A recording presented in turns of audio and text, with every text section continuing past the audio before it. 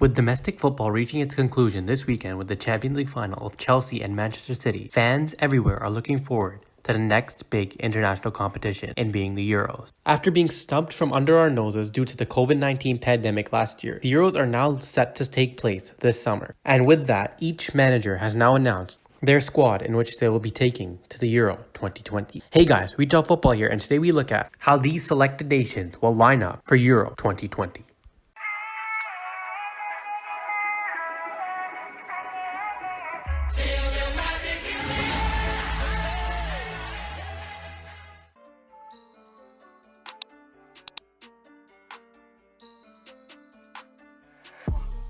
Almost every nation has now named their squad for the tournament, and all football fans just can't wait one more month to the festival of football to kick off. Over the past few months, fans have been speculating which team looks the strongest ahead of this summer's Euros. With countries being able to name 26 players, squads are always going to look stacked with talent. But at the end of the day, only 11 players will be able to start each game. And it's important for the manager of those nations to get the best out of those players and to pick the best 11. With that being said, here are what I view as the best 11 for these selected nations. Starting off with one of the favorites of this competition, France. There is no surprise that France is a big favorite to win this competition, just in the sheer amount of talent you see on that squad sheet that they named a couple weeks back. Starting in goal, I'm sure there is no debate for many that Hugo Lloris gets the starting spot. Although Spurs have had a shaky season, Hugo Lloris is always a man between the sticks that you can rely on. And Spurs' lackluster form this year had more to do with their midfield and defense being more shaky than anything else. In the back, we will look at Benjamin Pavard, Raphael Varane, Prince Kipembe, and Lucas Hernandez. All have resumes of their own and all play for top clubs in Europe.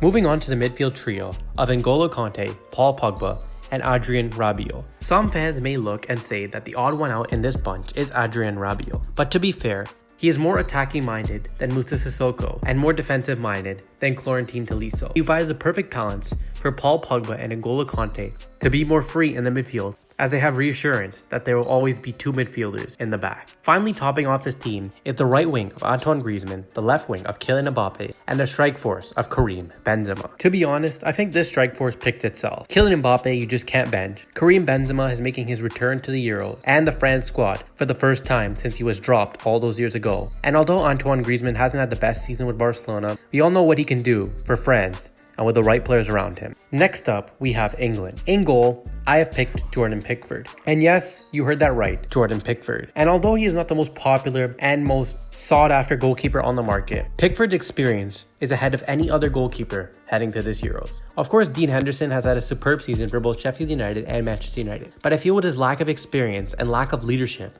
as well as his shaky distribution in which England rely heavily on for the counterattack, which Jordan Pickford has proven that he can do. Jordan Pickford, for me, is the best for this spot. Next up into the back line of Kyle Walker, John Stones, Harry Maguire, and Luke Shaw. England have a number of defenders that made it into this Euro squad, and I'm sure all Liverpool fans are still arguing, where is Trent Alexander-Arnold? The fact of the matter is that Kyle Walker is more experienced, more versatile, and could be played as a third center back if need be. For me, Trent Alexander-Arnold could be good for lower nations, but against those top dog nations, you need the defensive solidity of Kyle Walker at that right back position. The two center back pairings I feel pick themselves. John Stones and Harry Maguire have had superb seasons with their clubs, as well as left back Luke Shaw. Moving on to the midfield, Declan Rice, Jordan Henderson, and Mason Mount. Provided that there is a fit Jordan Henderson going to the Euros, I would put Jordan Henderson in the first spot of this midfield. His experience, his leadership is everything these youngsters need going into this tournament. The two people beside him are Declan Rice, who has been a proven star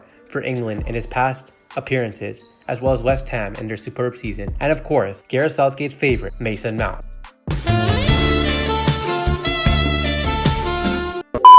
Moving on to the attack, Phil Foden, who has enjoyed an amazing season with Manchester City, instantly puts himself in a spot at the left wing position. At striker, it is the main man, Harry Kane, who looks to be leaving Spurs this summer. And finally, the right wing position, drumroll please. There are many wingers in this England squad that could take that right wing position: Marcus Rashford, Sancho, and Raheem Sterling. I have chosen Jadon Sancho.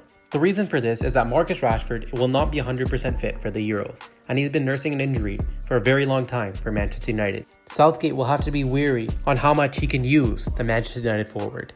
Raheem Sterling hasn't been cutting it for his Manchester City form this season, while Jadon Sancho, although he had a shaky 2020, his form in 2021 has been second to none for Borussia Dortmund, and that is why for me, he takes this right wing position. Next up is Belgium. In goal, we have Thibaut Courtois. I think that name speaks for itself, and he instantly makes his way to the team sheet. Belgium, in my opinion, will stick with their beloved 3-back. So a 3-back partnership of Toby Alderweireld, Jason Denayer, and Jan Vertonghen all slot in, as they've been doing for Belgium for the past couple of years. Yuri Tielemans and Axel Witsel will provide a solid base in midfield, with Thomas Meunier and Thorgan Hazard helping out both defensively and offensively. And finally, the front three is just a frightening sight to look at of Eden Hazard, Romelu Lukaku, and Kevin De Bruyne. If Hazard can recover his old Chelsea form, Lukaku can keep what he was doing with Inter. And we all know how much of a world-class player Kevin De Bruyne is. This Belgium squad can really make a name for themselves, going far into this tournament. Next up is Germany. In goal, do we even have to say the name? It's Manuel Neuer.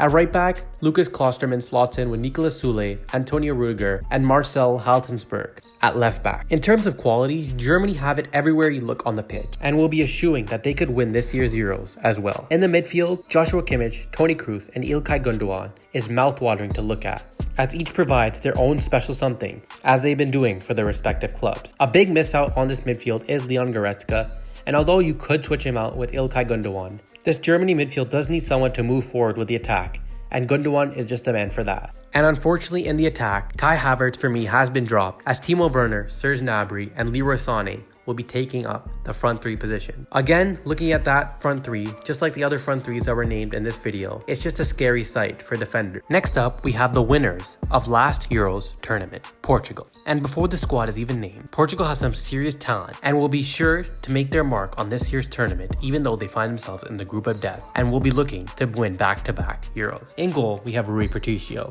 Yes, you just had to take someone from that Wolves Portugal squad, and it had to be him. For the back four, 3 of the 4 have won league titles this season, with only Borussia Dortmund's Rafael Guerreiro the exception. The others who join him are Ruben Diaz, Jose Font, and Joao Cancelo. In the midfield, there are plenty of options, but I've opted for new Paris Saint-Germain signing Danilo Pereira and Wolves' João Moutinho alongside Bruno Fernandes. It's a similar story in attack, with Diego Jota, Pedro Neto, and Andre Silva just some of the names missing out for Joao Felix, Bernardo Silva, and of course the big man up top, Cristiano Ronaldo, who needs no introduction. The final team for this video is the Netherlands, and starting in goal for them is Jasper Cillessen. The Netherlands have always found themselves lacking in the goalkeeper department, and Jasper Cillessen is the best that they have to offer yet again. Going into this tournament as well, I'm sure many Holland fans felt that they had a big chance in winning this tournament. But when Virgil van Dijk went down with that injury, everyone thought that he would be back for the Euros. But still his fitness is lackluster, and they could be without him. So in this lineup, I have not included him. They still have a strong backline partnership of Matthijs de Ligt and Stefan de Vrij, with Daley Blind and Denzel Dumfries on either side of them. Frankie de Jong could be one of the stars of this tournament, with Donny van de Beek looking to show Manchester United fans what he's all about by showing his best in the Euros. And finally, the new Barcelona men, Georginio Wijnaldum, will be joining them in the midfield. Finally, up top, the front three is fluid and there's plenty of competition with the likes of Steven Berghuis, Steven Bergwijn, and Ryan Babel all looking to play. But I've chosen the front three of Donny Malen, Memphis Depay, and Luke de Jong. And with that all being said, those are my lineups for these selected nations for this upcoming Euros. Is there anyone I missed? Anyone that shouldn't be part of the lineup? Let us know in the comments down below. Please make sure to like, subscribe, and share, and we'll see you guys in the next one.